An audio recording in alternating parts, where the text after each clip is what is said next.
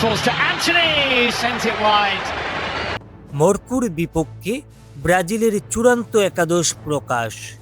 বিশ্বকাপ 2026 আসরের নিজেদের প্রথম ম্যাচে ব্রাজিল বনাম মরকু আগামী 14 জুন রোববার বাংলাদেশ সময় ভোর 4টায় মুখোমুখি হচ্ছে।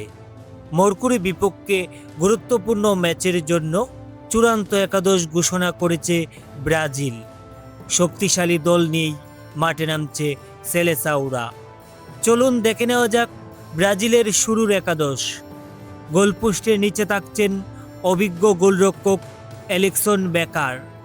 রক্ষণভাগে রয়েছেন দানিলু, মার্কিনিউস, গ্যাব্রিয়েল মাগালহায়েস এবং অ্যালেক্স সান্দ্রু।